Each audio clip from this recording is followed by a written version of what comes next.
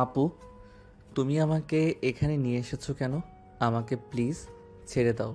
মা বাবা অনেক চিন্তা করছে। কলেজ করে বাসায় না গেলে অনেক টেনশন করবে। কেন রে? তখন কি বললি মনে নেই? কি যেন বলেছিলে, ও আমাকে একা পেলে কি যেন করবি বলেছিলি?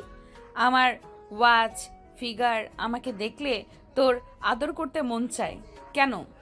এখন তো এক রুমে দরজাটাও বাইরে থেকে লাগানো, আয় আদর কর। আপু, তোমাকে তখন ওই কথা বলতে চাইনি। বন্ধু বান্ধবের পাল্লায় পড়ে বলেছি, প্লিজ ক্ষমা করে দাও। আর কখনোই তোমাকে বলবো না। এবারের মতো মাফ করে দাও প্লিজ। মাফ কর।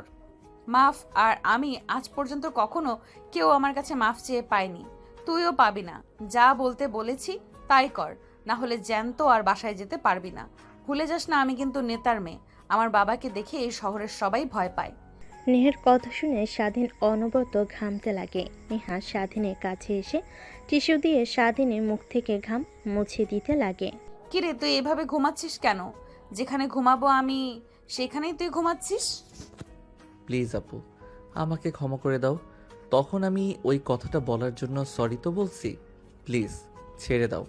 আমি ছোট্ট একটা বাচ্চা। আমার সঙ্গে এসব কাজ করতে তোমার বিন্দুমাত্র বাচ্চা না। ওরে আমার ছোট বাবুটা! বাবু, তখন তো আমার দিকে তাকিয়ে এইসব কথা বলতেছিলে। তখন মনে ছিল না তুমি ছোট বাবু, আমি তোমার সিনিয়র, আমার দিকে নজর দেওয়া তোমার ঠিক হয়নি। এখন এইসব শুনতে চাচ্ছি না। যা করতে বলেছি কর, না হলে তুই কিন্তু জ্যান্ত বাসায় ফিরতে পারবি না, তোর মরদেহ বাসায় ফিরবে। নেহার কথায় স্বাধীন অনবরত ঘামতে লাগে। ধীরে ধীরে পিছনের দিকে যেতে লাগে। নেহাই স্বাধীনের দিকে আসতে লাগে। এক পর্যায়ে স্বাধীন গিয়ে দেওয়ালের সঙ্গে পিঠ ঠেকে যায়। আর কোনো রাস্তা খোলা নেই তার জন্য। নেহা স্বাধীনের কাছে এসে স্বাধীনের দুহাত মুষ্টিবদ্ধ করে ফেলে। কিরে, কাঁপছিস কেন ভাই? আমি তো নিজেই তোর কাছে ধরা দিয়েছি, আমাকে আর জোর করে ওইসব করতে হবে না। আয়। দেখো আপু, আমাকে যেতে দাও। না হলে উল্টাপাল্টা কিছু করে ফেললে আবার বাবুর মা হয়ে গেলে আমাকে দোষ দিতে পারবে না। আরে, আমি তো এটাই চাচ্ছি তোর কাছ থেকে, বুঝতে পারছিস না? শুরু কর, বাবুর মা বানিয়ে দিয়ে দেখি তোর কত জোর। কথাটা বলে নেহা স্বাধীনের হাত ছেড়ে দেয় এবং নিজের উপর থেকে ওড়না সরিয়ে ফেলে। স্বাধীন নিচের দিকে তাকিয়ে থাকে। নেহা স্বাধীনের ঘাড় উঁচু করে স্বাধীনের ঠোঁটে অনবরত নেহা তার হাত দিয়ে স্লাইড করতে লাগে, স্বাধীনকে উত্তেজিত করতে লাগে। স্বাধীন নিজেকে আর কন্ট্রোল করতে না পেরে নেহাকে শক্ত করে জড়িয়ে ধরে। স্বাধীনের এই রূপ দেখে নেহা ভয় পেয়ে যায়। স্বাধীনের দিকে বড় বড় চোখ করে তাকায়, কিন্তু সেই দিকে স্বাধীনের কোনো হেলদোল নেই। আরে, কি করছিস? ছাড় দেখি, তোকে ভয় দেখানোর জন্য এখানে নিয়ে এসেছি। প্লিজ উল্টোপাল্টা কিছু করিস না, ছেড়ে দে আমাকে। অনেকবার বলেছি, আপনি আমার কোনো কথাই শুনেননি। এখন আমাকে উত্তেজিত করে উল্টাপাল্টা কথা বলা হচ্ছে। ওয়েট, দেখাচ্ছি। তারপর স্বাধীন নেহাকে ছেড়ে দিতে নেহা দৌড় দিয়ে বের হতে যায় দরজা দিয়ে। স্বাধীন দৌড়ে দরজার কাছে গিয়ে ভেতর থেকে লাগিয়ে দেয়। তারপর নেহাকে পাজা কোলে তুলে খাটের উপর নিয়ে এসে ফেলে দেয়। নেহা ধীরে ধীরে পিছনের দিকে যেতে লাগে আর স্বাধীনকে উদ্দেশ্য করে বলতে লাগে। দেখ, আমি তোর বড় আপুর মতো, প্লিজ কিছু করিস না। তখন তুই আমাকে উল্টাপাল্টা মন্তব্য করায় অনেক রাগ হয়ে যায়, তাই ভেবেছিলাম তোকে শাস্তি দেব বাসায় নিয়ে এসে, কিন্তু এরকম পরিস্থিতি হবে কখনো বুঝতে পারিনি। এখন আর এইসব বলে কোনো লাভ নেই। আপনি আমার কবলে পড়েছেন। বাঁচার উপায় একদমই নেই। এখন নিজে নিজে যদি জানতে ভালো না হলে আমি নিজেই সব কিছু করেছি। দেখ, তুই কিন্তু ভুলে যাচ্ছিস, আমি এখানকার নেতার মেয়ে। যদি বাবা জানতে পারে তুই আমার সঙ্গে জোর জবরদস্তি করে এইসব করেছিস, তাহলে তোকে তো মারবেই, সঙ্গে তোর সপরিবারে মেরে ফেলবে কিন্তু। ও আচ্ছা, তাহলে এই ব্যাপার। ওয়েট, এর একটা সলিউশন বের করছি আমি। কথাটা বলে স্বাধীন খাট থেকে উঠে তার পকেট থেকে ফোন বের করে ভিডিও অন করে পাশের টেবিলে রেখে দেয়। তারপর নেহার উপর সে ঝাঁপিয়ে পড়ে। পরে নেহা অনবরত স্বাধীনের হাত থেকে বাঁচার চেষ্টা করে, কিন্তু পারে না। সে কখনোই ভাবতে পারেনি যে স্বাধীনকে শাস্তি দিতে গিয়ে সে নিজেই এরকম পরিস্থিতিতে পড়বে। শেষমেশ কোনো উপায় না পেয়ে স্বাধীনের সঙ্গে রেসপন্স করতে লাগে। এইভাবে প্রায় 2 ঘন্টা পার হয়ে যায়। তখনই দরজায় কড়া নাড়তে লাগে। কি রে, 2 ঘন্টা হয়ে গেল দুজন ভিতরে কি করছিস? নাকি তোর উপরে স্বাধীন ঝাঁপিয়ে পড়েছে? দরজা খোল। নেহা কথা বলতে যাবে এর আগে স্বাধীন নেহার ঠোঁটের সঙ্গে নিজের ঠোঁট মিশিয়ে দেয়। নেহা অবাক হয়ে যায়। সেইভাবে 5 মিনিট পার হতেই স্বাধীন ছেড়ে দেয় নেহাকে। হাঁপাতে হাঁপাতে বলতে লাগে, আপু প্লিজ দরজা খোলো। নেহা আপু আমাকে বেঁধে রেখেছে, আমাকে অনেক মারছে, প্লিজ দরজা খুলে দাও। কান্না মিশ্রিত কণ্ঠে কথাগুলো বলতে লাগে। সাথী অবাক হয়ে যায় নেহা তার বান্ধবীর উদ্দেশ্যে কথা বলতে যাবে এর আগে স্বাধীন তার হাত দিয়ে নেহাকে চুপ করতে ইশারা করে যে কথা বলতে যাবে। অমনি হাত দিয়ে নেহার মুখ চেপে ধরে, শুধু করতে লাগে। ঠিক তখনই ওই পাশ থেকে নেহার বান্ধবী বুঝতে পারে যে স্বাধীনকে নেহা মারছে, তাই হাসতে হাসতে বলে, না না না, দরজা খোলা একদমই যাবে না। দেখ, সিনিয়র আপুদের দিকে নজর দিলে কি হতে পারে, সেখানে আবার নেতার মেয়ের দিকে নজর দিয়েছিস। একটু তো শাস্তি পেতেই হবে। থাক, যতক্ষণ না নেহা ওকে ছাড়ছে ততক্ষণ আমরা দরজা খুলতে পারবো না। আর নেহা দেখিস, ছেলেটাকে যেন মেরে না ফেলিস। হ্যাঁ, আত্মরা করে রাখিস, মরে গেলে আবার কেস হতে পারে আমাদের নামে, তখন আবার কিন্তু উল্টা ঝামেলায় পড়তে হবে। কথাটা বলেই ওই পাশ থেকে নেহার বান্ধবীরা চলে যায়। নেহার অনেক রাগ হতে লাগে, কিন্তু কি আর করার, সে নিজেই সিংহের সামনে এসে নিজেকে ধরা দিয়েছে।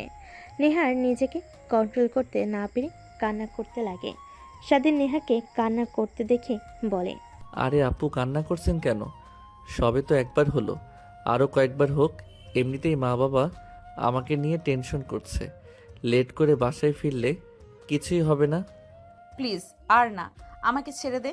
তোর সঙ্গে পাঙ্গা নিতে গিয়ে আমি হাড়ে হাড়ে টের পেয়েছি, শরীর ব্যথা করছে অনেক। স্বাধীন বাঁকা হাসি দিয়ে নেহার দিকে এগিয়ে যেতে লাগে। নেহা অনবরত কান্না করেই চলেছে, সেই দিকে স্বাধীনের কোনো ভ্রুক্ষেপই নেই। স্বাধীন তার চাহিদা মিটিয়ে নেহার উপর শুয়ে পড়ে। নেহা রেগে তার উপর থেকে স্বাধীনকে সরিয়ে দাঁড়ায়। স্বাধীন নিজের তাল সামলাতে না পেরে ফ্লোরে পড়ে যায়। উঠে দাঁড়াতেই নেহা স্বাধীনকে ঠাস ঠাস করে 2টা থাপ্পড় লাগিয়ে দেয়। তার বাচ্চা, তুই আজকে যা আমার সঙ্গে করলি, এর জন্য তোকে হাড়ে হাড়ে পস্তাতে হবে, জেনে নিস। আর তোর কি বাসায় মা বোন নেই? আজ এই জায়গায় যদি তোর বোন হতো তখন কি করতি তুই, জানোয়ারের বাচ্চা? আমি বাবাকে সব কথা খুলে বলবো, তারপরে দেখি তুই কিভাবে এই পৃথিবীতে বেঁচে থাকিস। নেহা থাপ্পড় খেয়ে আর কথা শুনে স্বাধীন হাসতে লাগে। তারপর টেবিলের উপর থেকে ফোনটা হাতে নিয়ে ভিডিওটা অফ করে তারপর নেহাকে উদ্দেশ্য করে বলে, কি যেন বললি আমাকে আর আমার পরিবারকে মেরে ফেলবি তুই? এই যে ভিডিও দেখছিস না, যদি আমার আর আমার পরিবারের কোনো ক্ষতি হয় তাহলে এই ভিডিওটা ইন্টারনেটে ছেড়ে দেব। তারপর দেখব তুই আর তোর বাবা এই সমাজে কিভাবে মুখ দেখাস। যা হয়েছে সব ভুলে যা, মনে করেন এটা কালো অধ্যায়। কথাটা বলতে বলতে স্বাধীন তার নিজের শার্ট প্যান্ট ফ্লোর থেকে নিয়ে পরিধান করে নেয়। অন্যদিকে নেহা বিছানার চাদর জড়িয়ে নিজের শরীরের সঙ্গে অঝরে কান্না করছে। স্বাধীন সেই দিকে আর না দেখে দরজার লক খুলতেই দেখে দরজা খোলা। তারপর বাইরে চলে আসে, দেখে নেহার বান্ধবীরা সবাই দরজার সামনে দাঁড়িয়ে আছে। কি রে, তুই বাহিরে আসলি যে? ও আচ্ছা, নেহার তাহলে তোকে মারা শেষ হয়ে গেছে? কি মেরেছে, এখনো তো অক্ষত রয়েছিস তুই। আমি নেহার জায়গায় থাকলে তোকে একদম মেরে আত্মরা করে ফেলতাম।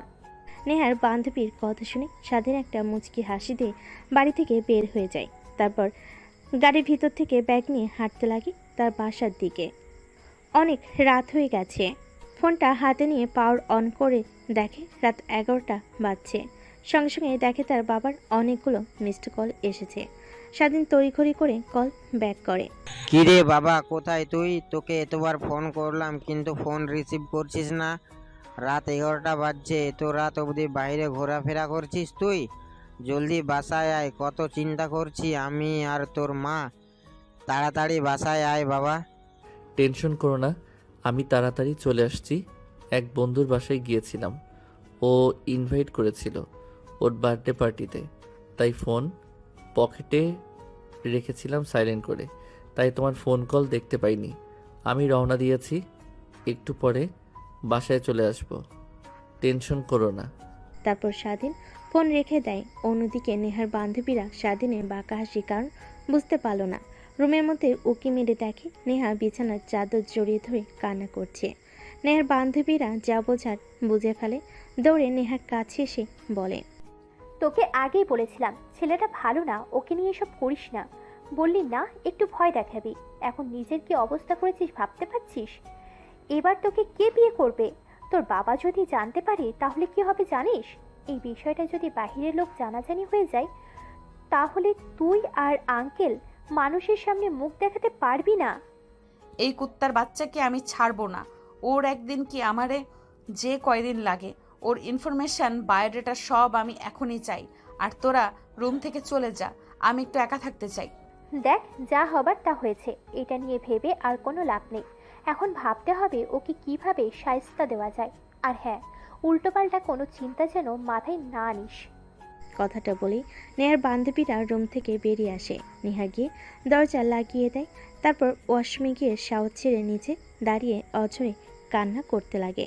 কুত্তার বাচ্চা, তোর কারণে আজ আমার এই অবস্থা। তোকে যে কি করব আমি নিজেও ভাবতে পারছি না। আর ওর কি দোষ? করা জায়গায় যে কোনো ছেলে থাকলেই এই কাজটাই করতো। আমারই উচিত হয়নি ওর সামনে গিয়ে এই ব্যবহার করা। নেহা, তুই কিভাবে পারলি একটা ছেলের সামনে গিয়ে ওকে উত্তেজিত করে নিতে? এখন নিজে ওকে দোষারোপ করছিস। স্বাধীন যেখানে স্পর্শ করেছিল প্রত্যেকটা স্থানে সাবান দিয়ে শক্ত করে ডলতে লাগে আর কান্না করতে লাগে। নেহার কথাগুলো নিজেই নিজে ভাবছিল আর মাথায় আঘাত করছিল। দেখতে দেখতে ফ্রেশ হয়ে গোসল করে ওয়াশরুম থেকে বের হয়ে আসে। তারপর পোশাক পরিধান করে বাইরে আসে।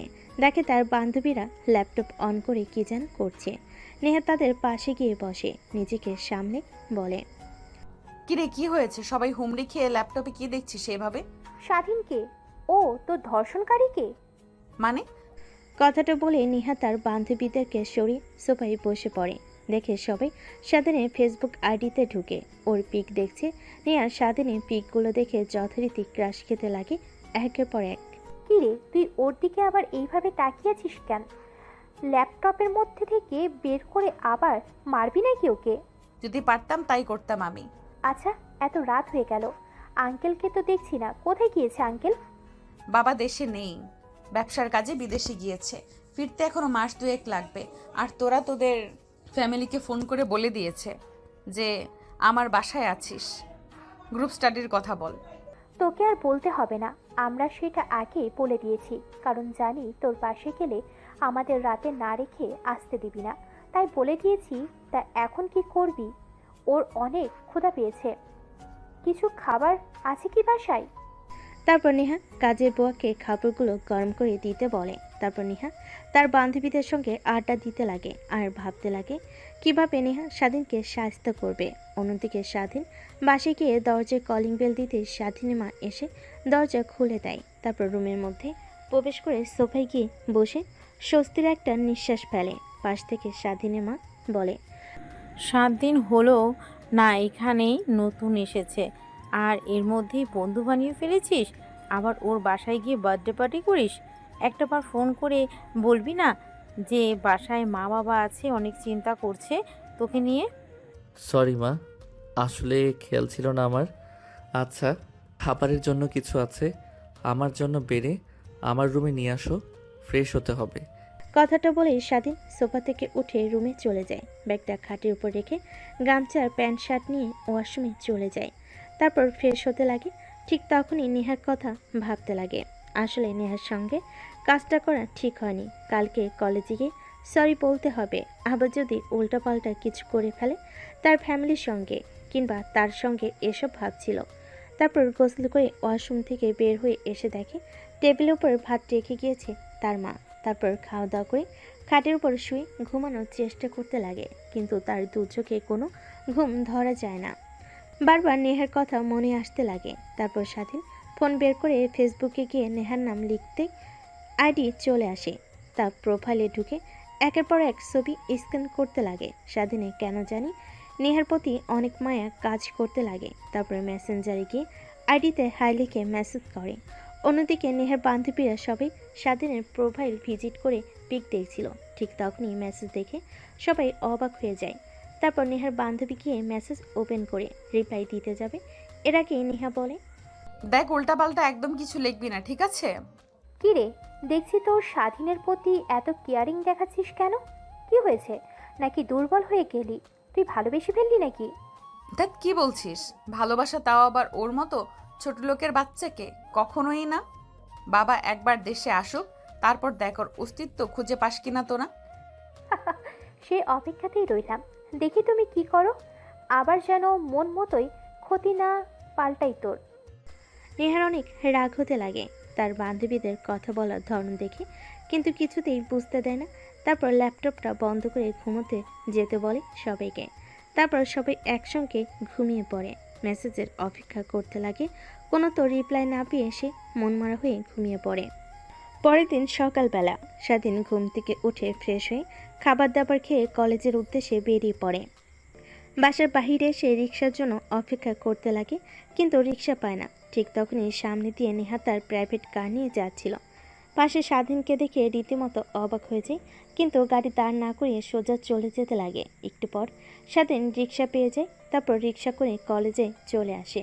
রিক্সার ভাড়া মিটিয়ে কলেজে প্রবেশ করতে দেখে নেহার বান্ধবীরা যেখানে বসে আড্ডা দিত সবাই ওইখানে বসে আছে। স্বাধীন যেতে নিলে তখনই পাশ থেকে একটা ছেলে বলতে লাগে, ওই এদিকে আয়, শোন। স্বাধীন বাধ্য ছেলের মতো ছেলেটার কাছে গিয়ে দাঁড়ায়। তারপর ছেলেটা স্বাধীনকে পর্যবেক্ষণ করে বলে, এই কলেজে কি নতুন? তোকে তো এর আগে কখনো দেখিনি। হ্যাঁ ভাই, নতুন বাবা। এই শহরে নতুন পোস্টিং হয়ে এসেছে, সেই সুবাদে আজ আগের এই শহরে ছিলাম। সেই শহর থেকে আমরা সপরিবারে চলে এসেছি, তারপরে এই কলেজে ভর্তি হয়েছি। ও আচ্ছা, তা ভালো। কিন্তু একটা কথা মাথায় রাখবি, আমরা এই কলেজের বড় ভাই। যখন আমাদের সামনে দিয়ে যাবি মাথা নিচু করে আর সালাম দিয়ে যাবি, ঠিক আছে? হ্যাঁ, বুঝতে পারছি। তাহলে এখন একটা কাজ কর, ওই যে দেখছিস মেয়েগুলো, ওর মধ্যে যে একটা মেয়ে টি শার্ট পরে আছে, শার্টের বোতাম খোলা, ওই মেয়ের কাছে গিয়ে তুই প্রপোজ করবি আর বলবি তোমার সঙ্গে রুম ডেট করতে চাই। ছেলেটার দেখানো ইশারা অনুযায়ী স্বাধীন সেই দিকে যেতে লাগে। দেখেন নেহার পাশে বেশ কিছু মেয়ে বসে থেকে আড্ডা দিচ্ছেন। কিরে, তাকে কি ভাবছিস? যা গিয়ে প্রপোজ করবি, আর আমি যেটা বললাম সেটা বলবি, ঠিক আছে? তা না হলে তো বড় ভাইদের কথা না মানার কারণে কলেজে পোলাপানদের দিয়ে অনেক মারাবো, বলে দিলাম। স্বাধীন বুঝতে পারে ভাইদের কথা না শুনলে তাকে অনেক মার খেতে হবে, তাই ছেলেটার দেখানো মেয়েদের অনুযায়ী স্বাধীন এগিয়ে যায়। তারপর সেখানে থাকা মেয়েটার কাছে গিয়ে হাঁটু গেড়ে হাতে একটা ফুল নিয়ে মেয়েটার দিকে তাকিয়ে ছেলেটার বলা কথাগুলো বলতে লাগে। সেখানে প্রত্যেকটা মেয়ে অনেক রেগে যায়। নেহার বান্ধবীরা কথাটা শুনে অনেক অবাক হয়। তারপর মেয়েটা স্বাধীনের কলার চেপে ধরে ঠাস ঠাস করে থাপ্পড় মেরে বলতে লাগে, ফকিন্নির বাচ্চা, তুই আমাকে চিনিস? আমি কে? তোর সাহস কি করে হয় আমাকে এই সকল কথাবার্তা বলতে? কি বলি? আমার সঙ্গে রুম ডেট করবি? ফকিন্নির বাচ্চা, সাহস কত? তুই আর জানিস আমি কে?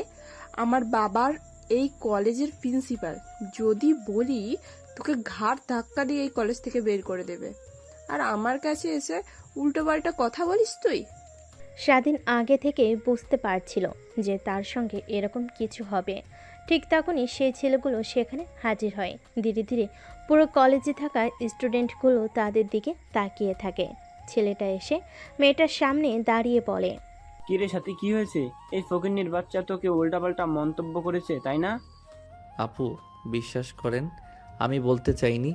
এই ভাইয়াটা আমাকে বলতে বলেছে আপনাকে কথাগুলো, না হলে আমাকে নাকি কলেজের পোলাপানদেরকে দিয়ে মাইর খাওয়াবে। তাই আমি ভয় পেয়ে আপনাকে এই কথাগুলো বলেছি। প্লিজ ক্ষমা করে দাও আমাকে। কি? আমি আমি সাথীকে এইসব কথা বলতে বলেছি? হ্যাঁ, কুত্তার বাচ্চা, আমার নিজের দোষ করে আবার আমার নামে চাপিয়ে দিচ্ছিস? তোর খবর আছে। এই তোরা দেখছিস কি? মার শালাকে। কথাটা বলতে যত দেরি স্বাধীনকে সবাই মারতে তত দেরি করে না। এক এক করে প্রত্যেকটা ছেলে সে স্বাধীনকে মারতে লাগে। তারপর ছেলেটা হকি স্টিক নিয়ে স্বাধীনকে মারতে লাগে। স্বাধীনের মাথায় আঘাত পড়তেই স্বাধীন অজ্ঞান হয়ে মাটিতে লুটিয়ে পড়ে। পাশ থেকে চিৎকার দিয়ে নেহার বান্ধবীরা নেহাকে জড়িয়ে ধরে বলে, উচিত শিক্ষা পেয়েছে কুত্তার বাচ্চা, ওকে এই শাস্তি দেওয়াই উচিত ছিল। সবাইকে আজে বাজে মন্তব্য করা তোকে করেছে কাল, আজ প্রিন্সিপাল স্যারের মেয়েকে, উচিত শিক্ষা পেয়েছে। এই তোরা ওকে আরও মার। স্বাধীন অজ্ঞান হয়ে যাওয়ার শেষ অবধি নেহার দিকে করুণ দৃষ্টিতে তাকিয়ে থাকে। তাকে বাঁচানোর শেষ অবলম্বন ইচ্ছা নেহার কেন জানি অনেক খারাপ লাগতে লাগে, কিন্তু কি আর করবে। সে এখন যদি স্বাধীনকে সাহায্য করে তাহলে তার বান্ধবীরা উল্টাপাল্টা কথা বলবে। মারতে মারতে স্বাধীনের নাক মুখ দিয়ে রক্ত বের হতে লাগে। প্রিন্সিপাল স্যার ম্যাডাম এসে সকলকে সরে যেতে বলে স্বাধীনের এই করুণ দশা দেখে সবাই ভয় পেয়ে যায়। ছেলেটাকে এমনভাবে মেরেছে যে হাত পা দিয়ে রক্ত বের হচ্ছে। নেহার কেন জানি অনেক খারাপ লাগে। আর কোনো কিছুর তোয়াক্কা না করে নেহা আর আরেকটা ছেলে স্বাধীনকে ধরাধরি করে গাড়িতে করে নিয়ে স্টার্ট দিয়ে হসপিটালের দিকে যেতে লাগে। নেহার বান্ধবীরা সবাই অবাক হয়ে যায় নেহার কাণ্ড দেখে। তারপর তারা নিজেদের মধ্যে কানাঘুষা করতে লাগে। কি রে, এর আবার কি হলো? স্বাধীনকে দেখে এরকম রিয়াক্ট করলো কেন? আরও শাস্তি পেয়েছে, ওর তো খুশি হওয়ার কথা। উল্টো নেহা ওকে নিয়ে হসপিটালে গেল। নিশ্চয়ই এর মধ্যে কোনো না কোনো কিছু আছে। নেহা স্বাধীনকে বোধহয় ভালোবেসে ফেলেছে। অন্যদিকে নেহার বান্ধবীকে নিয়ে হসপিটালে চলে আসে ডাক্তার। স্বাধীনের করুণ দশা দেখে আইসিইউতে ভর্তি করে পাশে থাকা ছেলেটা বলতে লাগে, আপু, ওরে হাল হলো কি করে? আর এইভাবে মারলো কে? তারপর নেহা সব কথা খুলে বলে। পাশে থাকা স্বাধীনের বন্ধু মাথায় হাত দিয়ে চেয়ারে বসে পড়ে। নেহা বসে পড়ে। তারপর স্বাধীনের বন্ধু নেহাকে বলতে লাগে, আপু, বিশ্বাস করবেন কিনা তা জানি না, আমি স্বাধীনের সঙ্গে সে ছোট্টবেলা থেকে বন্ধুত্ব, কখনো কোনো মেয়ের দিকে বাজে দৃষ্টিতে তাকাই নাই। সবসময় প্রত্যেকটা মেয়েকে সম্মান করেছে। আমি শিওর দিয়ে বলতে পারবো যে স্বাধীন কারোর চাপে পড়ে এই কথাটা বলেছে। ও ওই রকম ছেলেই না যে সকলের সামনে গিয়ে প্রপোজ করবে, তাও আবার বাজে কথা বলে। তারপর নেহা স্বাধীনের বন্ধুর সঙ্গে টুকটাক কথা বলছিল। ঠিক তখনই সেখানে আবির্ভাব ঘটে ডাক্তারের। কিছু ফর্মালিটি পূরণ করতে বলে, কিন্তু এখানে স্বাধীনে কেউ নেই। তাই নেহা বউ পরিচয় দিয়ে ফর্মালিটিগুলো পূরণ করে। পাশে থাকা স্বাধীনের বন্ধু অবাক হয়ে যায়। তারপর স্বাধীনের অপারেশন স্টার্ট হয়। প্রায় 1 ঘন্টা পর ডাক্তার বের হয়ে আসে। স্বাধীনের বন্ধু এগিয়ে গিয়ে বলে, আঙ্কেল, এখন কেমন অবস্থা আমার বন্ধুর? হ্যাঁ, এখন বিপদমুক্ত, কিন্তু ছেলেটাকে কে বা কারা এভাবে মেরেছে? আর একটু মারলেই তো একদম মরে যেত। মাথার অনেকটা জায়গা কেটে গেছে, হাত পা কেটে রক্ত বের হচ্ছে। রক্ত দরকার হবে। এই পজিটিভ, আমাদের ব্লাড ব্যাংকে রক্ত নেই। তুমি রক্ত জোগাড় করো। কথাটা বলার জন্যই আমি বের হয়ে এসেছি। ইমিডিয়েটলি দরকার। কিন্তু আঙ্কেল, স্বাধীনের বন্ধুর সম্পূর্ণ কথা না শুনে ডাক্তার চলে যায়। গোমরা মুখ নিয়ে নেহার কাছে আসতেই নেহা বলে, কি ব্যাপার, কি হয়েছে? স্বাধীনের এইভাবে গোমরা মুখ করে আছো, ডাক্তার কি বললো তোমাকে? আপুর রক্ত দরকার, এ পজিটিভ গ্রুপের, কিন্তু আমার তো বি পজিটিভ রক্ত, বা কারোর দেওয়া সেটাও জানে না। আর ব্লাড ব্যাংকের রক্ত নেই। ও আচ্ছা, এই ব্যাপার। আমার এ পজিটিভ রক্ত আমি দিব। তারপর নেহা স্বাধীনকে রক্ত দিতে চলে যায়। ডাক্তার টেস্ট করে নেহার শরীর থেকে 2 ব্যাগ রক্ত নিয়ে নেয়। তারপর নেহা স্বাধীনের বন্ধুকে বাই জানিয়ে হসপিটাল থেকে চলে যায় সোজা কলেজে। নেহার বান্ধবীরা নেহাকে দেখে দৌড়ে এগিয়ে এসে বলে, কিরে, তুই কলেজে এসেছিস ভেবেছিলাম, তো আবার হারিয়ে গেছিস বুঝি? ওকে নিয়ে বুঝলাম না, ওকে মেরেছে তোর খুশি হওয়ার কথা।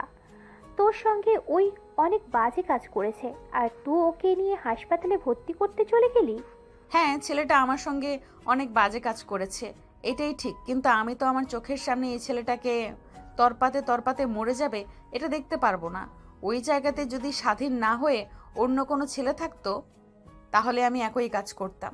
কথাটা বলে নেহা ডলতে লাগে। তারপর অজ্ঞান হয়ে মাটিতে পড়ে যাবে। এর আগে নেহার বান্ধবীরা ধরে ফেলল। তারপর কলেজের হসপিটালে নিয়ে যায়। ডাক্তার নেহাকে দেখে বলে, মেয়েটার শরীর অনেক দুর্বল, তারপর আবার রক্ত দিয়েছে, এই কারণে অজ্ঞান হয়ে গিয়েছে। তোমরা একটা কাজ করো, ওকে বাসায় নিয়ে গিয়ে ভালো খাবার খাওয়ালে আগের মতো হয়ে যাবে, টেনশন করো না। ডাক্তার কিছু ওষুধ লিখে দেয়। তারপর নেহার বান্ধবীরা নেহাকে নিয়ে বাসায় চলে আসে। এভাবেই কেটে যায় বেশ কিছুদিন। 1 মাস পর স্বাধীন অনেকটা সুস্থ হয়ে যায়। স্বাধীনের বাবা মা তাকে আর এই কলেজে লেখাপড়া করাবে না এটা বলে স্বাধীন না করে দেয়। সে ওই কলেজে ছাড়া অন্য কোনো কলেজে পড়বে না।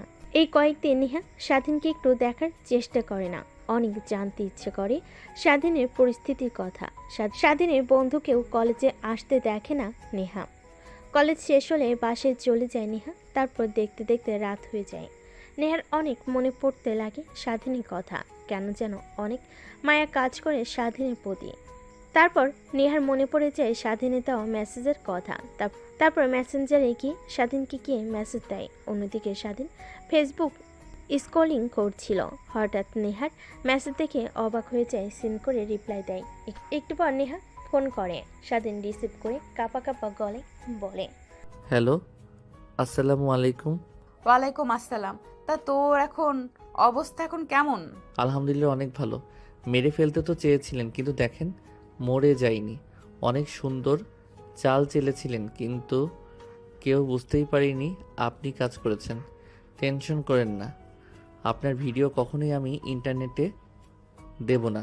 শুধুমাত্র আপনাকে ভয় দেখানোর জন্য কথাটা বলেছি। আমাকে মেরে ফেলেন, সমস্যা নেই, কিন্তু প্লিজ আমার পরিবারের এখনও ক্ষতি করেন না। কি বলছিস তুই? আমি চাল চেলেছি মানে? বিশ্বাস কর, তোকে মারার পিছে আমার কোনো হাতই নেই, বিশ্বাস কর। আমার বিষয়ে আপনার কি আসে যায়?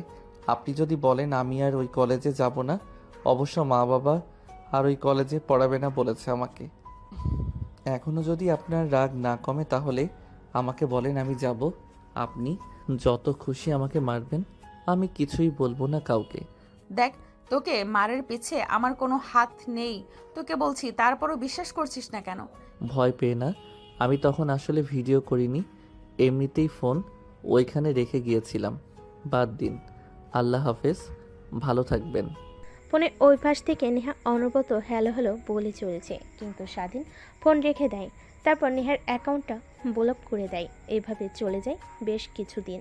স্বাধীন অন্য আরেকটি কলেজে ভর্তি হয়েছে। নেহা ক্লাস করছিল, ঠিক তখনই জানালার বাইরে দিয়ে তাকিয়ে দেখে স্বাধীনের বন্ধু। নেহা ক্লাস থেকে বের হয়ে স্বাধীনের বন্ধুর কাছে গিয়ে দাঁড়ায়। হাঁপাতে হাঁপাতে বলতে লাগে, কিরে, স্বাধীনের কি হয়েছে? কলেজে দেখছি না ওকে, প্রায় 2 মাস হলো। ও আপু, আপনি তো স্বাধীনকে হাসপাতালে রেখে এসে যে চলে আসলেন আর দেখতে গেলেন না। ও এই কলেজে পড়বে না, ও অন্য আরেক কলেজে ভর্তি হয়েছে। আমিও আর পড়বো না, স্বাধীন যে কলেজে ভর্তি হয়েছে সেখানে ভর্তি হব। এই কলেজ থেকে টিসি নেওয়ার জন্য এসেছিলাম। আমি যাচ্ছি, আল্লাহ হাফেজ আপু। স্বাধীনের বন্ধু কথাটা বলে নেহার আর কোনো কথা না শুনে কলেজ থেকে বের হয়ে যায়। নেহা ভাবতে লাগে, জিজ্ঞেস করব কোন কলেজে ভর্তি হয়েছে, কিন্তু বলতেই পারলাম না। ছেলেটা আমাকে অনেক ভুল ভাবছে। তারপর নেহা গোমরা মুখ করে ক্লাসরুমে চলে যায়। এক এক করে সব ক্লাস করে বাসায় চলে আসে। মন খারাপ করে টিভি দেখছিল। ঠিক তখনই নেহার বাপ এসে নেহার পাশে বসে বলে, মারে, তোর কি হয়েছে? আমি বিদেশ থেকে আসার পর দেখছি তুই কেমন যেন হয়ে গেছিস। একদম কথা বলছিস না, সবসময় চুপচাপ থাকছিস। আমার মেয়ে পুরো বাসা মাথায় করে বেড়াতো, সেই মেয়ে চুপচাপ হয়ে গেছে। কি হয়েছে মা, বল আমাকে। কই বাবা, কিছুই তো হয়নি, এমনি। দেখ মা, তোর মা মারা যাওয়ার পর দ্বিতীয়বার আমি বিয়ে করিনি। সৎ মায়ের সাথে তোর সঙ্গে কেমন আচরণ করবে এর জন্য। আর তুই এমন মনমর হয়ে বসে থাকলে বল আমার কি ভালো লাগে? কি হয়েছে বল, তোকে কোনো ছেলে ডিস্টার্ব করছে? না বাবা, তোমাকে এই শহরের সবাই চেনে, আর তোমার মেয়েকে ডিস্টার্ব করবে এমন সাহস কারো আছে নাকি? এমনিতেই ভালো লাগছে না আমার, তাই বসে আছি। এর থেকে বেশি কিছু না। চলো খাবার খেয়ে নিই, অনেক রাত হয়ে গেছে, তোমার জন্য অপেক্ষা করছিলাম। কই মা, সবে তো মাত্র 9টা বাজে। একটু পর খাবার খাই। আগে না তুই আর আমি রাতভর বসে মুভি দেখতাম, কিন্তু এখন এরকম হয়ে গেছিস কেন? কি হয়েছে বল প্লিজ। আমার কোন আচরণে কষ্ট পেয়েছিস তুই, নাকি টাকা লাগবে বল? না বাবা, কেন জানি এমনিতেই ভালো লাগছে না কিছুতেই, তাই চলো খাবার খেয়ে নিই। তারপর নেহার জোড়াজুড়িতে নেহার বাবা চলে যায় খাবার টেবিলে। তারপর খাওয়া দাওয়া শেষ করে নেহা প্লেটে হাত ধুয়ে চলে যায় নিজের রুমে। নেহার বাবার অনেক খারাপ লাগে, তার মেয়ে হাসি খুশি সবসময় থাকতো, এমন মনমরা হয়ে গেছে কি জন্য।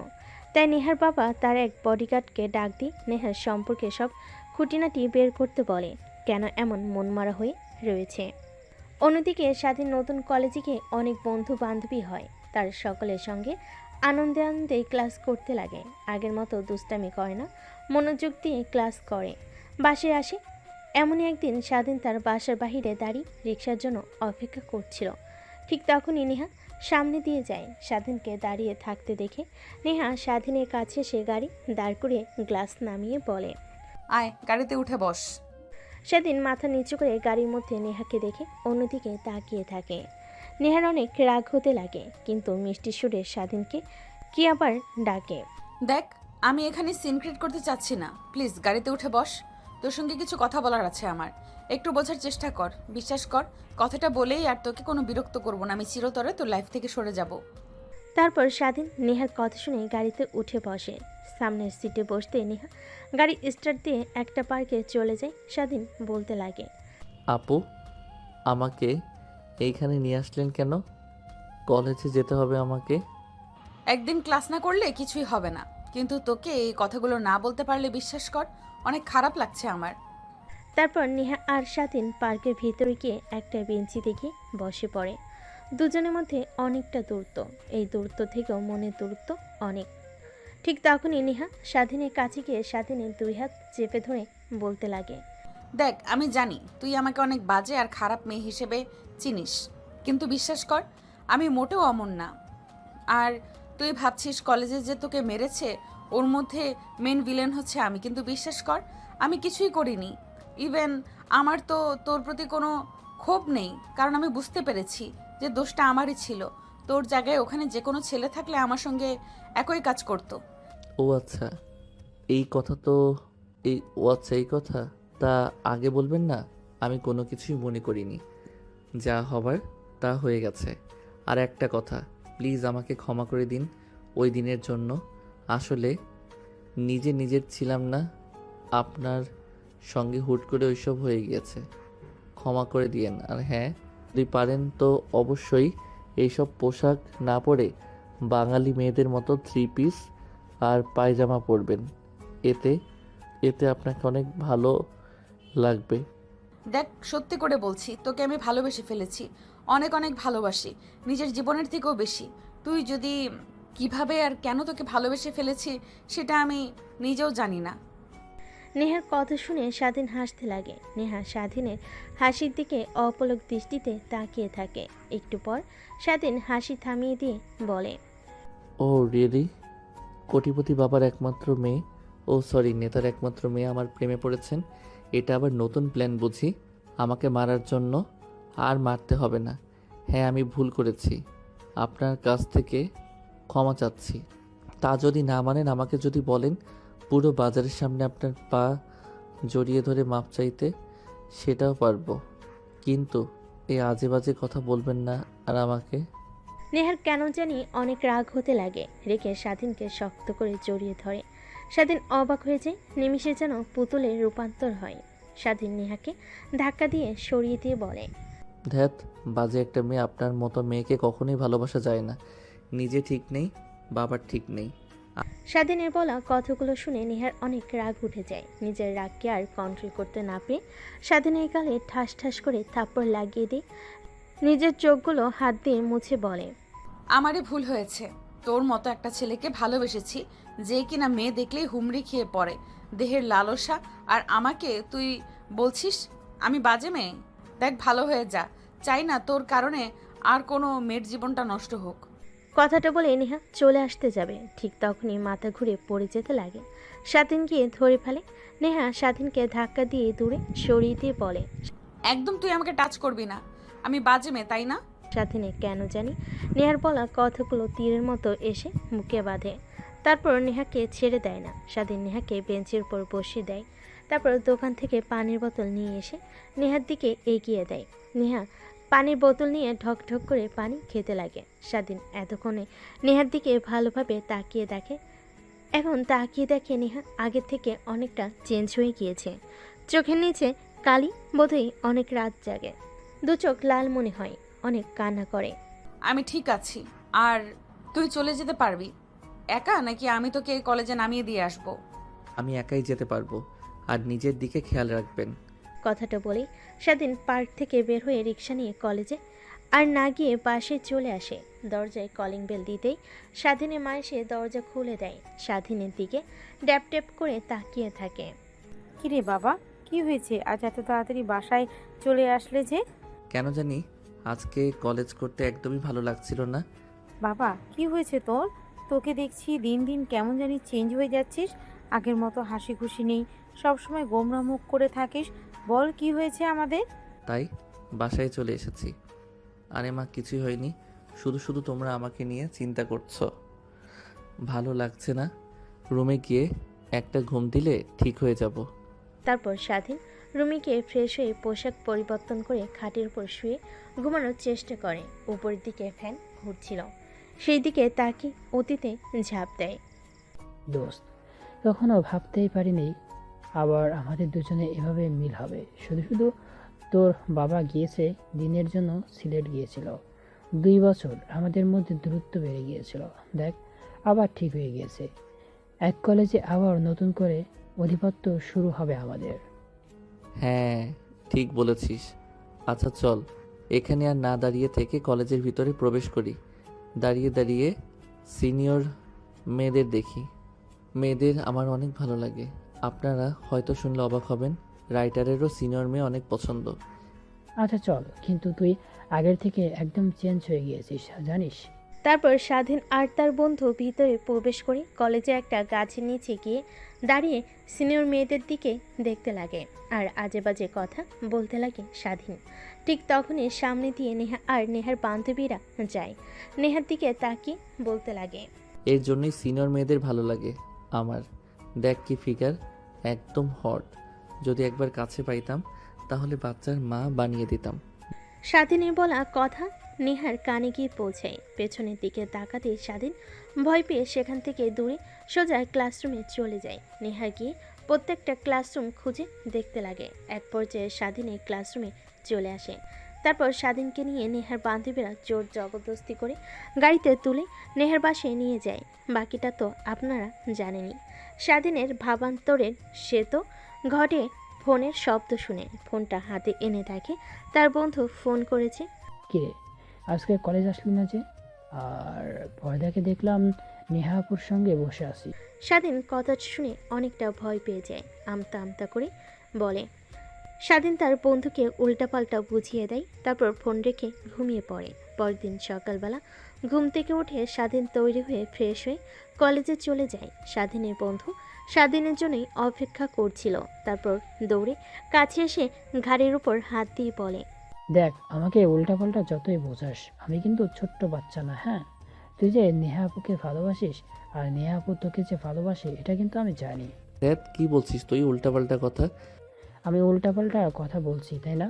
তোকে কলেজের সামনে সবাই মারধর করলো, সবাই দাঁড়িয়ে দাঁড়িয়ে শুধু দেখলো। নেহাপু এসে তোকে ধরে হাসপাতালে ভর্তি করিয়ে নিয়ে যায়। আবার তোর রক্ত দরকার, নেহাপু রক্ত দেয়। নেহাপুকে দেখে বুঝতেই পারিনি তোকে নিয়ে অনেক চিন্তিত সে। একটা মেয়ে কখনোই আর একটা ছেলেকে নিয়ে এতটা সিরিয়াস হয় না যতটা কিনা নেহাপুকে দেখেছি। তখনই বুঝতে পেরেছি তোদের মধ্যে কোনো চক্কর আছে। তখনই শিওর হয়ে আবার যখন নেহাপু আমার কাছে দৌড়ে এসে তোর খোঁজ দিতে লাগে। আচ্ছা, তোদের মধ্যে কি কিছু হয়েছে? তোর এই অভ্যাসটা যাবে না একদমই। বেশি বেশি বোঝার আরে কিছু নেই। উনি আমার সিনিয়র। আসলে আসলে আসলে আসলে আর বলতে হবে না। ঠিক তখনই ক্লাসের স্যার চলে আসে। তারপর স্বাধীন আর তার বন্ধু মনোযোগ দিয়ে ক্লাস করতে লাগে। স্বাধীন আনমনে ভাবতে লাগে, তাহলে নেহা যা বলেছে ঠিকই বলেছে। আসলে ওই কথাগুলো আমাকে ইচ্ছে করে মেরেছে, তার ওর মধ্যে কোনো হাত নেই। আর সেদিন যেভাবে বলল আমাকে নিয়ে অনেক সিরিয়াস মনে হয়। নেহা আসলেই আমাকে অনেক ভালোবেসে ফেলেছে। আমার উচিত হয়নি তাকে এতটা অবহেলা করার। দেখা হলে ক্ষমা চেয়ে নিব, কিন্তু আমি কেন নেহাপুকে মনের কথা বলতে গিয়েও বলতে পারলাম না যে আমিও আপনাকে অনেক ভালোবাসি। স্বাধীনের বন্ধু স্বাধীনকে ভাবতে দেখে গায়ে হাত দেয়।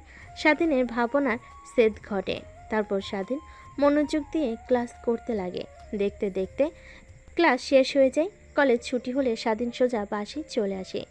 রুমে গিয়ে দরজা আটকে ওয়াশরুমে চলে যায়। শাওয়ার ছেড়ে নেহাকে নিয়ে ভাবতে লাগে। আমার উচিত ছিল তার কথাগুলো ভাবা। নেহা আমাকে এতটা ভালোবাসে আর আমি প্রতিনিয়ত অবহেলা করে দিয়েছি। আমাকে নিয়ে ভাবতে ভাবতে নিজের কি বেহাল দশা করে ফেলেছে। চোখের নিচ দিয়ে কালি পড়ে গিয়েছে। কতগুলো ভাবতে ভাবতে স্বাধীন গোসল করে বাইরে চলে আসে। তারপর ফোন হাতে নিয়ে নেহাকে ব্লক ছাড়িয়ে মেসেজ করতে লাগে। দেখে নেহা তাকে ব্লক করে রেখেছে। অনেক রাগ হতে লাগে। নিজের রাগের কারণে আজ এই দশা। তাই রেগে ফোনটা ফ্লোরে আসা মারে। ঠিক তখনই স্বাধীন মা হাতে খাবারের প্লেট নিয়ে স্বাধীনের রুমে প্রবেশ করে। ফোন আসা দিতে দেখে স্বাধীন মা স্বাধীনের পাশে বসে মাথায় হাত বুলিয়ে দিতে দিতে বলে, দেখ বাবা, জানি না তোর কি হয়েছে, কিন্তু একটা কথা মনে রাখবি যে কখনো হাল ছাড়বি না আর কখনো এমন কিছু করবি না যার জন্য সারা জীবন পস্তাতে হয়। কথাটা বলে স্বাধীন মা রুম থেকে চলে যায়। স্বাধীন খাবার খেয়ে হাত ধুয়ে খাটের উপর শুয়ে থেকে ঘুমানোর চেষ্টা করে। অন্যদিকে নেহা তার বাবার সঙ্গে খাবার টেবিলে বসে খাবার খাচ্ছিল। ঠিক তখনই বমি বমি ফিল হয়। দৌড়ে খাবার টেবিল থেকে উঠে বেসিনে চলে যায়। তারপর বমি করতে লাগে। নেহার বাবা মেয়ের এই হাল দেখে দৌড়ে নেহার কাছে আসে। তারপর মাথায় হাত বুলিয়ে দিয়ে বলতে লাগে, মা, তোর কি হয়েছে হঠাৎ এভাবে বমি করছিস? বাবা জানি না, কিন্তু বেশ কিছুদিন হলো খাবারের পর অনেক বমি হয়। আমার মাথা ঘুরে পড়ে যেতে নেই, সব সময় চোখ আধার দেয়, কিছুই বুঝতে পারছি না বাবা। কথাটা বলেই নেহা অজ্ঞান হয়ে পড়ে যেতে নেই। এখানে তার বাবা ধরে ফেলে। বাসার কাজের লোকরা এসে নেহাকে ধরাধরি করে তার রুমে নিয়ে যায়। নেহার বাবা চিন্তা করতে লাগে মেয়ের এই বেহাল দশা দেখে। তারপর তার ডাক্তার বন্ধুকে ফোন করে বাসায় আসার জন্য বলে। একটু পর ডাক্তার বাসায় চলে আসে। নেহাকে ভালোভাবে পর্যবেক্ষণ করে অনেক চিন্তিত হয়ে রুম থেকে বের হয়ে আসে।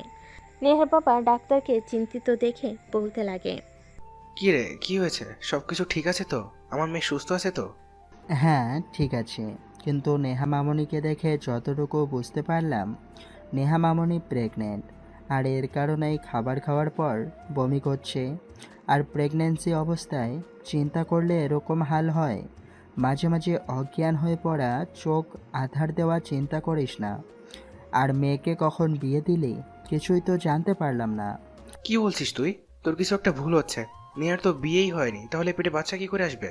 নেহার বাবার কথা শুনে ডাক্তার ভুরকুচকে নেহার বাবার দিকে তাকিয়ে বলে, দেখ, আজ পর্যন্ত আমার রিপোর্ট কখনো ভুল হয়নি। আর নেহা মামনিকে দেখে আমি এটাই বুঝতে পারছি আজকালকার মেয়েদের যে কি হয়। আর কালকে তুই একবার হসপিটালে নিয়ে আসিস, আমি ভালোভাবে পরীক্ষা করে দেখতে চাই। কথাটা বলেই ডাক্তার চলে যায়। নেহার বাবা চিন্তিত হয়ে সোফায় গিয়ে বসে পড়ে। কি বললো ডাক্তার? নেহা প্রেগনেন্ট মানে? এসব ভাবতে লাগে আর অনেক রাগ হতে লাগে। যদি বাইরে সবাই জানতে পারে নেহা প্রেগনেন্ট, তাহলে লোক সমাজে আর মুখ দেখাতে পারবে না। এসবই ভাবতে লাগে। নেহার জ্ঞান ফিরে আসার অপেক্ষা করতে লাগে। ঠিক তখনই নেহার বাবার মনে পড়ে নেহার বান্ধবীদের কথা। নেহা সত্যি কথা না বললেও নেহার বান্ধবীরা তাকে ঠিক সত্য কথা বলবে। তাই পকেট থেকে ফোন বের করে নেহার বান্ধবীকে ফোন করে বাসায় আসতে বলে। একটু পরে নেহার সকল বান্ধবীরা বাসে আসে। বসার রুম দিয়ে নেহার রুমের দিকে যাচ্ছিল। ঠিক তখনই নেহার বাবা ডাক দেয়। সবাই গিয়ে বসে পড়ে। তারপর নেহার বাবা বলতে লাগে, দেখো মা, তোমরা আমার মেয়ের মতোই। প্লিজ, তোমরা আমার কাছে কেউ মিথ্যা কথা বলবে না। না আঙ্কেল, বলুন, নির্দ্বিধায় আপনাকে যা সত্যি তাই বলবো।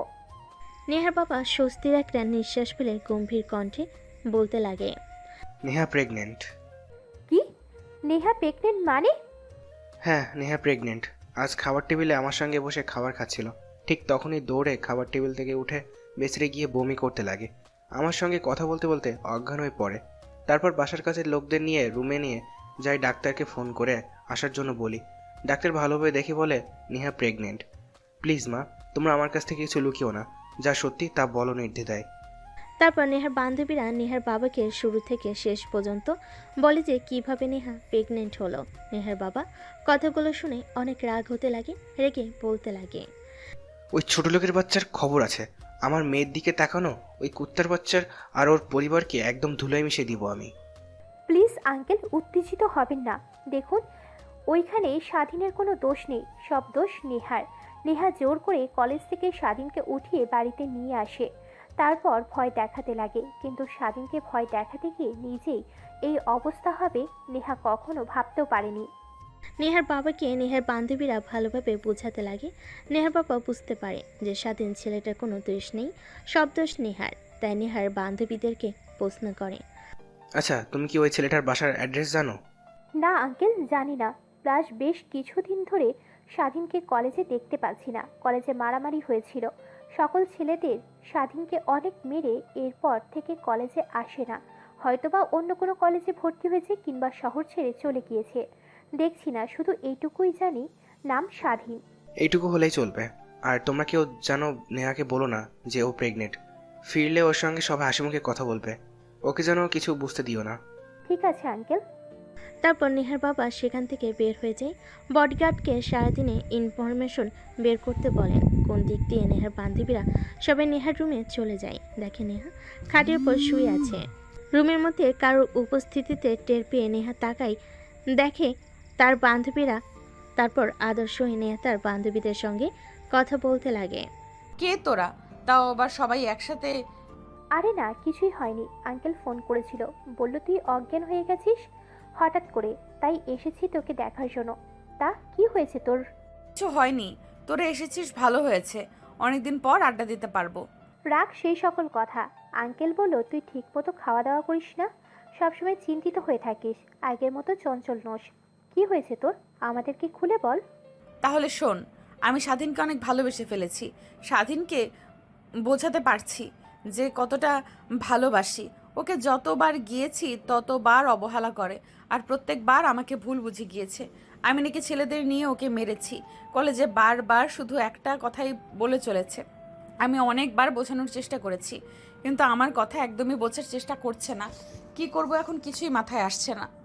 ও আচ্ছা, তাহলে এই ব্যাপার।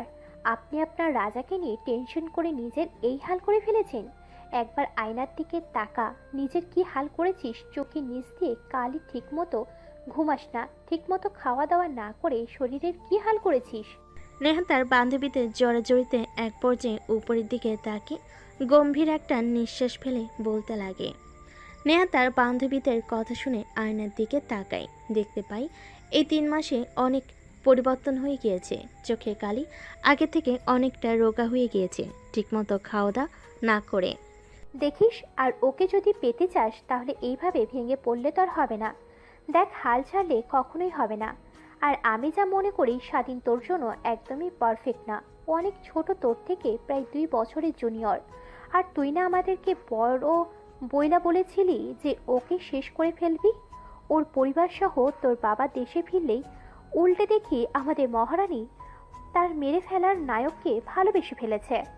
কথাগুলো বলে নেহার বান্ধবীরা নেহাকে পচাতে লাগে। নিমিষেই গম্ভীর মুখটা হাসি মেখে যায়।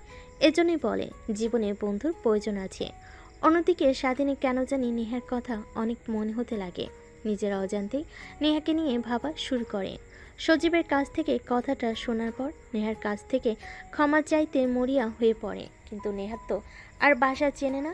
কলেজের সামনে গিয়ে অনেক দাঁড়িয়েছে, কিন্তু কলেজে আর আসে না। ফেসবুক থেকে ব্লক করে রেখেছে, সব বই বন্ধ। এসবই ভাবছিল শুয়ে থেকে। ঠিক তখনই ফোন বাজতে লাগে। ফোনটা হাতে নিয়ে দেখে অচেনা একটা নাম্বার। কানের কাছে নিতেই বলতে লাগে, আসসালামু আলাইকুম। কে? শালা, আমার নাম্বার তো সেভ করা নেই। আমি সজীব। ও তুই? তা কি মনে করে? কিরে, তোর কি হয়েছে? ঠিকমতো কলেজে আসিস না, আসলেও আলমোনা হয়ে থাকিস। আমি সারাক্ষণ দেখি রুমের বাইরেও বের হোস না। আগে প্রত্যেক দিন পাড়ার মাঠে জাতীয় ক্রিকেট খেলার জন্য, এখন তাও যাস না। কি হয়েছে আমাকে খুলে বল। আর তোর জন্য একটা সারপ্রাইজ আছে, বাসার নিচে আয়। দেখ, ভালো লাগছে না। আমার ঘরের ভিতর থাকতেই অনেক ভালো লাগে। কিছু বললেই বল, আর আমার রুমে আয়। নেহা আপুর অ্যাড্রেস খুঁজে পেয়েছি। কি? সত্যি? হ্যাঁ সত্যি, নিচে আয়। কথাটা শুনে স্বাধীন আনন্দিত হয়ে খাট থেকে উঠে পড়ে। তারপর ওয়াশরুমে গিয়ে ফ্রেশ হয়ে পোশাক পরিবর্তন করে বাড়ি চলে আসে। এসে দেখে সজীব দাঁড়িয়ে আছে বাইক নিয়ে। তারপর সজীবের বাইকে উঠে বসে পড়ে। একটু পর একটা আলিশান বাসার সামনে গিয়ে বাইক দাঁড় করে। সজীব বাড়ির দিকে ইশারা করে বলে, স্যার, এটা আপনার সিনিয়র গার্লফ্রেন্ডের বাড়ি। ধ্যাত শালা, কি বলছিস? তুই গার্লফ্রেন্ড মানে আমার সিনিয়র আপু হয়? বলে যাস না তুই কিন্তু নেহা। হ্যাঁ ভাই, আর বলতে হবে না। একটা মেয়ের জন্য পাগল রাতে ঠিকমতো ঘুমায় না, সবসময় বাসায় পড়ে থাকেন, আবার বলেন সিনিয়র আপু। তোর মুখ মেরে ভেঙে দিব শালা। আরে সত্যি বলছি, শুধুমাত্র ক্ষমা চাওয়ার জন্য এখানে এসেছি। ক্ষমা চেয়ে সোজা বাসায় চলে যাব। তারপর স্বাধীন আর তার বন্ধু বাসার নিচে দাঁড়িয়ে বোঝার চেষ্টা করে কোনটা নেহার রুম, কিন্তু আলিশান বাড়ি অনেকগুলো রুমের মধ্যে কিভাবে বুঝতে পারবে যে কোনটা নেহার রুম। এভাবে অনেকটা সময় পার হয়ে যায়, কিন্তু নেহার দেখা পায় না। আরে শালা হয়েছে, তোর বসে থাকতে থাকতে তোর মশার রক্ত খেয়ে পুড়িয়ে ফেলবে। এখন তো অন্তত চল, মনে হয় নেহা বাসায় নেই। আমার কেন জানি মনে হচ্ছে নেহা বাসায় আছে, আর একটু পরে বেলকনিতে আসবে। হ্যাঁ ভাই, আপনি তো জ্ঞানী, আপনি ভবিষ্যতও জানেন, তাই না? ভবিষ্যৎবাণী করেন আর ভাব থাকেন যে নেহা ঠিক আসবে।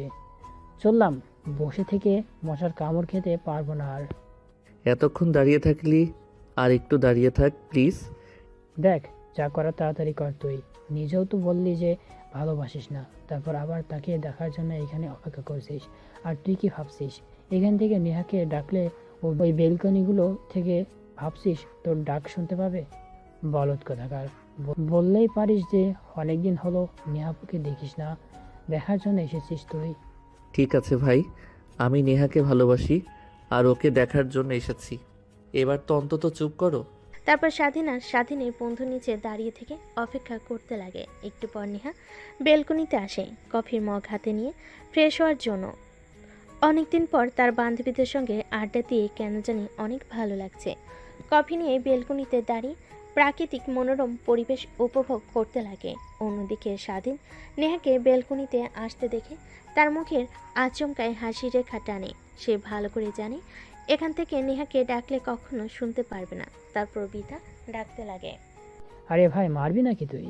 ভুলে যাস না, নেহার বাবা এখানকার নেতা, আশেপাশে তার অনেক বডিগার্ড ঘোরাফেরা করে। যদি কেউ দেখতে পাই যে এখানে দাঁড়িয়ে থেকে নেহা নেহা বলে রাখছিস, তোকে তো মারবে, সঙ্গে আমাকেও মেরে ফেলবে। ভাই, এবার অন্তত চুপ কর।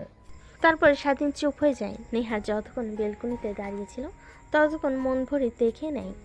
চলে যেতে গাড়ি করে স্বাধীন বাসায় চলে আসে। রাতে নেহাকে নিয়ে অনেক কল্পনা করতে লাগে যে সে নেহাকে ভালোবেসে ফেলেছে।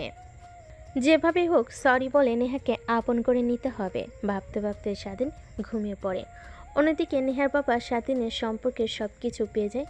পরদিন সকাল হতে স্বাধীন যখন কলেজে চলে যায়, নেহার বাবা স্বাধীনদের বাসে আসে। তারপর স্বাধীনের বাবা মার সঙ্গে কথা বলতে লাগে। স্বাধীনের মা বাবা ছেলের এরকম কাণ্ড দেখে অবাক হয়ে যায়। তারা নিজেরাই বিশ্বাস করতে পারে না, কিন্তু এত বড় একটা নেতা প্লাস বিজনেসম্যান তাদের বাসে এসে কথাটা বলেছে, অবশ্যই সত্যি হবে। আর তারপর তারা নিজেদের মধ্যে আরও কিছু কথা বলে একটা সিদ্ধান্ত নেয়। এভাবে পেরিয়ে যায় দিনটা। রাতের বেলা নেহা খাবার টেবিলে বসে ফ্রুটস খাচ্ছিল। ঠিক তখনই পাশ থেকে নেহার বাবা বলতে লাগে, মারে, আমি তোর বিয়ে ঠিক করেছি আমার বন্ধুর ছেলের সঙ্গে। কথা দিয়ে এসেছি আমি, আগামী শুক্রবার তোর বিয়ে। হাতে মাত্র 2টা দিন, আর বিয়েটা পারিবারিকভাবে হবে। আর তোর বান্ধবীদেরকে আসতে বলিস। নেহা তার বাবার কথা শুনে অবাক হয়ে যায়। কি বলছে তার বাবা? হাত থেকে কাটা ফল পড়ে যায়। ড্যাব ড্যাব করে নেহা তার বাবার দিকে তাকিয়ে থাকে। বাবা, কি বলছো তুমি? তোমার মাথা ঠিক আছে? আমি তাও আবার বিয়ে করব? অসম্ভব, এখন পারবো না। আমি কথা দিয়ে এসেছি, আর তুই ভালো করে জানিস আমি কখনোই আমার কথা নড়চড় করি না, এখনো করব না। কিন্তু বাবা, আমি লেখাপড়া করছি, এই সময়ে বিয়ে, আর আমি অনেক বড় হওয়ার ইচ্ছে আছে বাবা, তুমি আমাকে বিয়ে দিও না। আর দেখ, তোর কাছ থেকে কোনো কথা শুনতে চাচ্ছি না আমি। আমার বন্ধুদেরকে কথা দিয়ে এসেছি, আর ওরা বিয়ের সব কাজ শুরু করেছে। তুই যদি বিয়ে না করিস তাহলে তুই আমার মরা মুখ দেখবি, এই কথাটাই বলে দিলাম। কথাটা বলেই নেহার বাবা খাবার টেবিল থেকে উঠে চলে যায়। নেহা অঝরে কান্না করতে থাকে। বারবার স্বাধীনের কথা কেন জানি মনে হতে লাগে। ঘরে গিয়ে দরজা আটকে দিয়ে কান্না করতে লাগে। অন্যদিকে স্বাধীনের বাবা মার সঙ্গে বসে খাবার খাচ্ছিল। এমন সময় স্বাধীনের বাবা বলতে লাগে, বাবা, আমি আর তোর মা একটা ডিসিশন নিয়েছি, ঠিক করেছি। তুই বাসায় থাকিস না ঠিক মতো, বাসায় আসলে রুমে থাকিস সারাক্ষণ। তোর মা একা, আমিও অফিসে চলে যাই, তাই আমি আর তোর মা সিদ্ধান্ত নিয়েছি তোকে বিয়ে দেব আমার এক বন্ধুর মেয়ের সঙ্গে। আর কোথাও দিয়ে এসেছি, আগামী শুক্রবার তোর বিয়ে। বাবা কি বলছো তুমি? মাথা ঠিক আছে? সবেমাত্র কলেজে উঠেছি আমি, আর আমার বিয়ে দেবে মানে? আর কে আমার মতো একটা ছেলেকে তার মেয়ের হাত তুলে দেবে?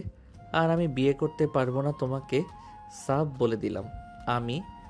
দেখ, কথা দিয়ে এসেছি আমি আমার বন্ধুকে, আমি আমার এক কথা একদম নড়চড় করতে পারবো না। বাকিটা তোর ইচ্ছা। তুই যদি বিয়ে না করিস তাহলে আমার আর তোর মায়ের মরা মুখ দেখবি, এই বলে দিলাম।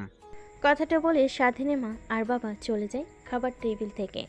স্বাধীনের অনেক খারাপ লাগতে লাগে। তার মা বাবার উপরে খাবার না খেয়ে হাত ধুয়ে রুমে চলে আসে। ভাবতে লাগে নেহার কথা। কি করবে সে? তার বাবা মাকে কি বলে নেহার কথা যদি বলে, তারা তো আর মেনে নিতে পারবে না। আর নেহার বাবা কি কখনো মানতে পারবে? আমি সামান্য একটা ছেলে, আর তারা কোটিপতি। আর নেহাকে গিয়ে এখন কথাটা বলে নেহা যদি না মেনে নেয়, তখন কি হবে? নাকি বাবা মার কথাই রাখবে? এইসবই ভাবতে লাগে স্বাধীন। দোটানার মধ্যে পড়ে যায়। কি করবে কিছুই বুঝতে পারে না। পরদিন সকালবেলা নেহা ঘুম থেকে উঠে কেন জানি নেহার মনে হয় যে তার মধ্যে আরও একটি প্রাণ জন্ম নিয়েছে। তারপরে একটা কাজের মেয়েকে ডাক দিয়ে নিয়ে আসে নেহা। তার হাতে কিছু টাকা দিয়ে প্রেগনেন্সি কিট কিনে নিয়ে আসতে বলে। এটা দেখে কাজের মেয়ে নেহার দিকে ড্যাব ড্যাব করে তাকিয়ে থাকে। কি ব্যাপার আপা, আপনি এটা দিয়ে কি করবেন? দরকার আছে, আর এই নে কিছু টাকা। চুপ, কাউকে কিছু বলবি না। আর যদি কাউকে কিছু বলিস তাহলে তোকে এই বাড়ি থেকে বের করে দেবো কাছ থেকে। ঠিক আছে আপামনি, কাউকে বলবো না। তারপর কাজের মেয়েটা বাড়ি থেকে বের হয়ে যায়। ফার্মেসি থেকে প্রেগনেন্সি কিট কিনে নিয়ে আসে। তারপর নেহা প্রেগনেন্সি টেস্ট করতে অবাক হয়ে যায়। ফ্লোরে বসে অযোধ্যারে কান্না করতে লাগে। এখন কি হবে? বাবাকে গিয়ে কথাটা বললে বাবা তো আমাকে মেরে ফেলবে। কি করবে এখন? কথাটা ভাবতেছিল আর কান্না করতেছিল। নেহার বাবা খাবার টেবিলে এসে নেহাকে দেখতে পান না। তারপর কাজের মেয়েকে ডাক দিয়ে বলে, নিহামা কি এখনো ঘুম থেকে ওঠেনি? এত বেলা হয়ে গেছে, যা তো ওকে ডেকে নিয়ে আয়। স্যার, নেহা আপামনি তো অনেক সকালেই উঠেছে, দরজা লাগিয়ে রেখেছে। অনেক ডাকাডাকি করছি কিন্তু খুলছে না। কি, দরজা খুলছে না? আর তুই আমাকে এখন বলছিস? কথাটা বলে নেহার বাবা দৌড়ে নেহার রুমের সামনে চলে যায়। তারপর দরজায় নক করতে লাগে, কিন্তু দরজা খুলে না। নেহার বাবা অনেক ডাকাডাকি করতে লাগে। নেহা নিজেকে সামলে নেয়। ওয়াশরুম গিয়ে মুখ ধুয়ে দরজা খুলে দেয়। নেহার বাবা রুমে প্রবেশ করে নেহাকে জড়িয়ে ধরে কান্না করতে লাগে। মারে প্লিজ, আমাকে তুই ভুল বুঝিস না। আমি যা করছি তোর ভালোর জন্যই করছি। বাবা, তোমাকে একটা কথা বলার আছে আমার। হ্যাঁ মা, বল। তারপর নেহার বাবা সোফায় বসে পড়ে। নেহা তার বাবার পায়ের কাছে বসে পা জড়িয়ে ধরে কান্না করতে করতে বলে, বাবা, একজনকে আমি অনেক ভালোবাসি, আর তুমি হয়তো জানলে অবাক হবে যে তার সন্তান আমার পেটে। কথাটা বলে নেহা চুপ হয়ে যায়, কারণ সে জানে তার বাবা এখন তাকে অনেক বকাবকি করবে। কিন্তু তার বাবার কোনো রেসপন্স না দেখে মুখ তুলে তাকায়। বাবা, আমি তাকে ছাড়া বাঁচবো না। প্লিজ তুমি তোমার বন্ধুর সঙ্গে বিয়ে দিও না আমাকে। নেহার কথা শুনে নেহার বাবা হা হা করে হাসতে লাগে। নেহা তার বাবার হাসি দেখে অবাক হয়ে যায়। কি ব্যাপার, তুমি হাসছো কেন বাবা? আচ্ছা, ছেলেটার নাম কি স্বাধীন? হ্যাঁ, বাট তুমি জানো কি করে? আজ পর্যন্ত তুই আমার কাছ থেকে যা চেয়েছিস তাই পেয়েছিস। কখনো তোর হাসি মাখা মুখ দেখার জন্য অনেক কিছু করেছি।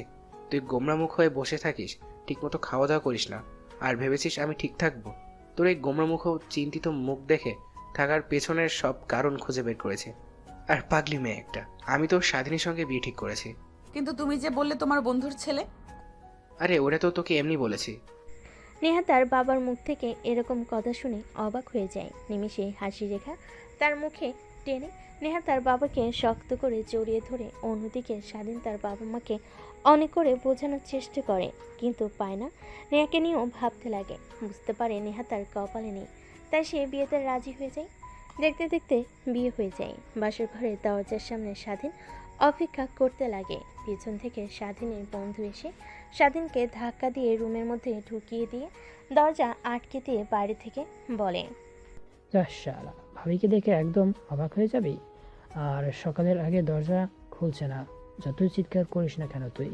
কথাটা বলে স্বাধীনের বন্ধু চলে যায়। স্বাধীন গুটিসুটি পায়ে সামনের দিকে এগিয়ে যেতে লাগে। নেহা এসে স্বাধীনের পাশ হয়ে সালাম করে। স্বাধীন নেহার কাছ থেকে অনেকখানি দূরে দাঁড়িয়ে বলতে লাগে, দেখুন, এই বিয়েতে আমার কোনো মত নেই। মা বাবা আমাকে জোর করে বিয়ে দিয়েছে আপনার সঙ্গে। প্লিজ আমার কাছ থেকে কখনো স্বামীর অধিকার আশা করবেন না। আর হ্যাঁ, আমি অন্য আরেকজনকে ভালোবাসি। কথাটা শুনে নেহা রেগে যায়। ঘুমটা সরিয়ে স্বাধীনের দিকে তাকায়। স্বাধীন মাথা উঁচু করে নেহাকে দেখতে পেয়ে অনেকটা অবাক হয়ে যায়। নেহা দৌড়ে স্বাধীনের কাছে আসে, কলার চেপে ধরে বলতে লাগে, কুত্তার বাচ্চা, আর কয়টা মেয়ের জীবন নিয়ে খেলা করবি তুই? হ্যাঁ নেহা আপু তুমি? হ্যাঁ আমি। আর কাকে ভেবেছিলি তুই? তুই ভেবেছিস কি আমাকে ছেড়ে অন্য কাউকে বিয়ে করবি আর আমি তাকিয়ে তাকিয়ে দেখবো? আপু প্লিজ, কলার ছাড়ো। বিবাহিত স্বামীর কলার কেউ এভাবে ধরে নাকি? স্বাধীনকে আর কোনো কথা বলতে না দিয়ে নেহা স্বাধীনের ঠোঁটের সঙ্গে নিজের ঠোঁট মিশিয়ে নেয়। প্রায় 5 মিনিট পর স্বাধীনকে ছেড়ে দেয়। স্বাধীন অবাক হয়ে যায়। আপু, আমার মতো বাচ্চা ছেলের সঙ্গে তুমি এই কাজটা করতে ঠিক পারলে? স্বাধীনের কাছ থেকে আপু ডাক শুনে নেহা স্বাধীনের গালে ঠাস ঠাস করে থাপ্পড় লাগিয়ে দেয়। স্বাধীন ভাইবা চাকা খেয়ে দুগাল চেপে ধরে বলে, আপু কাকে বলছিস? হ্যাঁ আপু না, বউ বলে ডাকবি, না হলে আর কিছুদিন পর বাবুর বাবা হবি। এখনো ছোট বাচ্চা আছিস তুই। কি? হ্যাঁ, ওই দিন যে তুই আমার সঙ্গে ওটা করেছিলি, এরপর আমার পেটে বাচ্চা চলে আসে। কি বলো তুমি? এটা যদি আমার মা বাবা জানতে পারে তাহলে আমাকে তো শেষ করে ফেলবে। সবাই জানে। এইবার আয়, কতদিন ধরে তোকে মন ভরে দেখি না। কথাটা বলে নেহা স্বাধীনকে শক্ত করে জড়িয়ে ধরে, তারপর খাটের উপর ফেলে দেয়। দুজনেই হারিয়ে যেতে লাগে এক ভালোবাসার অতল গভীরে। ওইদিকে আমাদের আর না গেলেও চলবে। যদি যেতে চান তাহলে বিয়ে করুন।